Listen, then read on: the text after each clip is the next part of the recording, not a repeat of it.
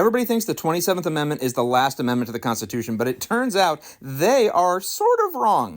In fact, the 27th Amendment is one of the first ones written after the Bill of Rights, and some people don't actually believe that it was ever ratified. Let's talk about it. I'm Brian, and I make videos about civics and law, so please comment on this, watch it, follow it, repost, get it out there so people will see it, because this is important information, and we should all know it. All right, Amendment 27. Let's see here. So the 27th Amendment is a very sensible amendment. I think it's the kind of thing everybody can pretty much agree on, as long as they're not an active member of Congress. It basically says that members of Congress aren't allowed to change their salaries in the same session where they're serving. You can write a bill that changes your salary, but it can't go into effect until next session. So you got to get reelected first in order to get the pay raise. And this amendment was introduced as part of the Bill of Rights in 1789. But it wasn't ratified when it was first presented, and the problem is that it had to be ratified by 2/3 of the states. Getting 2/3 of any group of people to agree on anything is difficult. And as we kept adding states to the U.S., the number of states that made up 2/3 kept changing.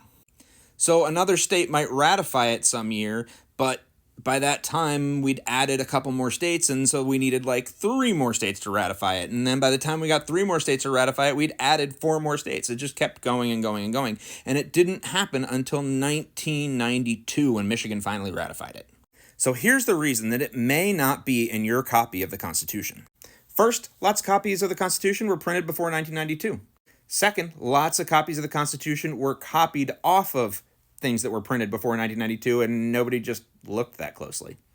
But it turns out there's actually a reason that some people don't think the 27th Amendment was ever ratified. The language of the 27th Amendment didn't state a period of time that it had to be ratified within.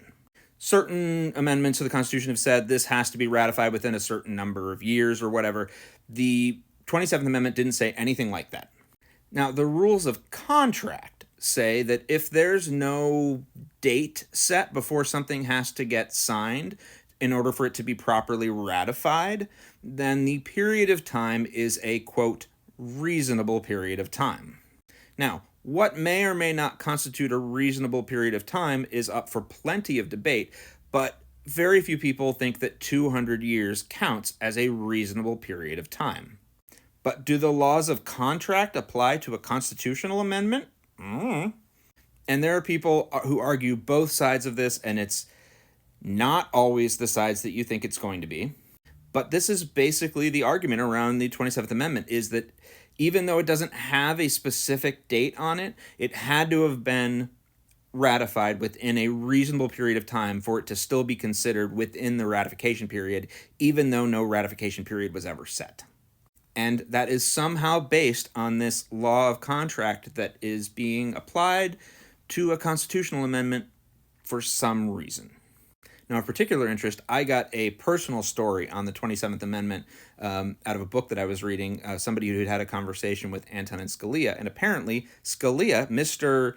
By-the-Book Bob, actually believes that the period had expired and the amendment was never ratified, which I find really fascinating considering how he is such a, in so many ways, he's such a textualist that the fact that there's no textual reason for that, I find that very strange for Scalia to be behind that. But,